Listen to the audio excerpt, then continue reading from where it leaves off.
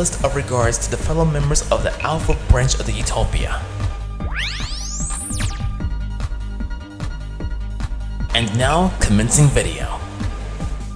Hello everyone, my name is the one and only Silverreploid CLE. How are you guys doing on YouTube? That's right, the Silverreploid / Inkling coming at you live looking fresh in the flesh on the net, stream or non-stream, and welcome back everyone to another video. First things first, hope you guys are having a very blessed and safe Monday thus far, and let's just jump into our only reaction right here, which is another reaction to another SCP explained animation.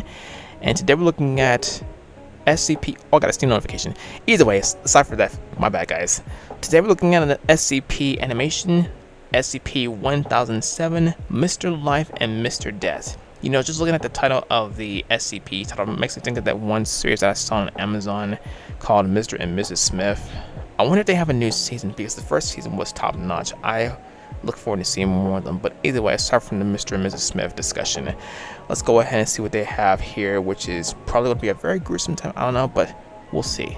For those who are new to the channel, thank you all very much as always for tuning in, and of course giving the channel a very excellent glimpse. Your everlasting love and support are greatly appreciated by yours truly. Please do not hesitate to like this video if you enjoyed, leave your comments down below, and please hit the subscribe button with the notifications activated. Also, big shout out to members on behalf of the Utopian branch, aka the membership branch. If you also wish to become a member on behalf of the Utopian branch, please refer to the join button, view the perks, and when you join, the perks will be granted to you by yours truly. Make sure you also subscribe to SCP Explained for more of their explanatory animations. As always everyone, the channel is provided in the description, comments in the outro, and with that being said everybody, let's go ahead and check this out. We shall see how it goes, and that'll be all for today's reactions. Wrong clip now.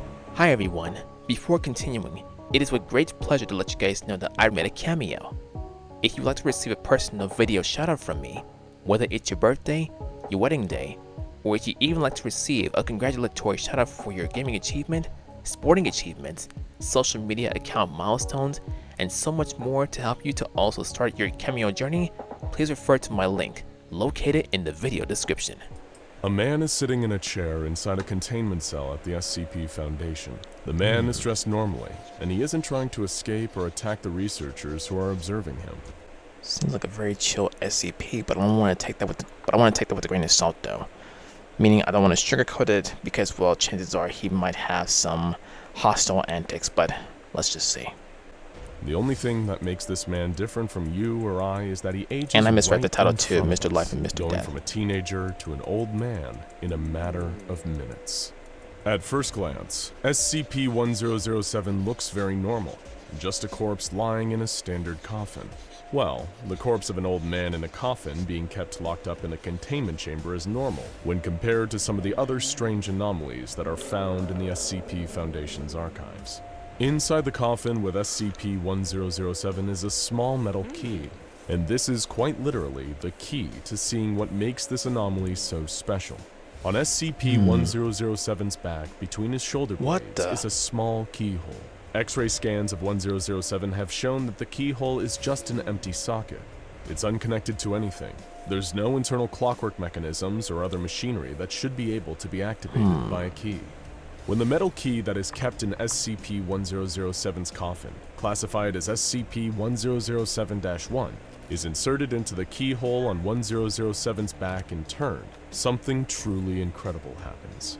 As the key is turned, SCP-1007 undergoes a change unlike anything the SCP Foundation has seen before. With each turn of the key, the subject's physical age is reversed by 1 full year. Foundation researchers are able to watch 1007 age in reverse in real time. Wait, so that's what the key does in this guy? Like, this is a very, very bizarre anomaly, if you ask me. A human individual with a keyhole that reverses or forwards the age. That's freaking scary in a way, but I don't know. Even any decay that had set in on the corpse is completely reversed and disappears as the key is wound and 1007 gets younger and younger. As the key is turned, 1007 will continue to de-age, physically compacting and shrinking down until it appears to have the form of a newborn human child. It's unknown where the physical mass of 1007's body goes to, since this should defy the laws of physics. But those laws we assume to be a bedrock of our universe's reality are often more of a suggestion when it comes to anomalies the SCP Foundation deals with. Once SCP-1007 reaches the newborn baby stage, it will suddenly reactivate, coming to life immediately, regardless of how long it has been dead and lying in its coffin. Once 1007 is brought back to life, he will go through the entire human life cycle within a 75-minute period, experiencing what looks to be approximately 1 year of normal human growth and development for every minute that passes. That means that in the course of about 16 minutes, researchers will see SCP-1007 change from a crying infant to a fully grown teenager. As you can imagine, the subject has reported feeling excruciating pain during these first few minutes, as his bones rapidly lengthen and expand, and his muscles develop and change shape dramatically. SCP-1007 is able to watch with his young eyes as his bones move and set themselves into place, lengthening and widening in seconds during growth spurts that normally take months or years. After about 5 minutes, provided his legs have grown to the same length at the same time, he's usually able to prop himself up and stand. At around 10 minutes, the pain really starts. The bones crack and ache as they grow at their fastest for the whole cycle. Hair will also grow on his face and body, and he can't help but feel some amount of shame and embarrassment at what's happening to him in front of the Foundation researchers, who are taking copious notes. By 20 minutes, he can hardly think due to the pain. At this point, he usually lies down and curls into a ball, whispering to himself that it will all be over soon, that the pain won't last forever. It wasn't After the another case, 10 was minutes, it? He's right. Huh, The pain never has mind. almost stopped completely by the 30-minute mark. But now, as wrinkles and stretch marks start to set in, a different kind of pain reveals itself, as SCP-1007 realizes that he must watch himself die. 40 minutes in, and he What? starts to reflect on his past, the life he was forced to lead as a kind of sideshow freak. More on that later, though. The physical decay happens faster now, warts and moles and other marks of age appearing on his skin. After 50 minutes, he is aware that over half of his life has passed, and he is reaching the end. His hair starts to fall out, as do his teeth, which he's never actually been able to use as he's never tasted food. As the 60-minute mark comes and goes, he begins to feel grateful for the coming end, with the escape from pain and the rest it would bring. His body has become very wrinkled by this point and is covered with age spots. So what that means, His he's eyes begin 60 to years cloud, old? severely limiting his ability to see, and his hearing gets weaker and weaker until he can't comprehend anything the researchers say. At 75 minutes, it's all over. SCP-1007's body expires and he dies once again. He will remain as a corpse until the metal key is inserted into his back and the whole process starts once again. Just as there appears to be no explanation for where the mass of SCP-1007's body goes as the key is wound during the reversal process, so too is there no explanation for where the energy needed for his rapid growth comes from. This process should violate the first law of thermodynamics, and Foundation researchers are very curious about the underlying process. The one constant that remains on SCP-1007's body is a small tattoo on his right calf, where the words Mr. Life and Mr. Death from Little Misters by Dr. Wondertainment appear. This matches up with entry number 11 on document SCP-1009, which lists a total of 20 Little Misters. SCP-1007 was recovered by Task Force Tau-6 during a raid on a mansion in California, along with several other anomalous creatures and objects. The owner of the mansion claimed that he acquired SCP-1007 at an auction hosted by Marshall, Carter, and Dark Limited. Marshall, Carter, and Dark Limited is a club based in London, England, that is famed for collecting and selling what it would describe as rare and obscure objects. Unfortunately, this often includes various anomalies that should be under the care of the SCP Foundation. And the club's mission to provide its members with exclusive, expensive, and rare experiences means that they're often in conflict with the Foundation, and they have even been responsible for several containment breaches.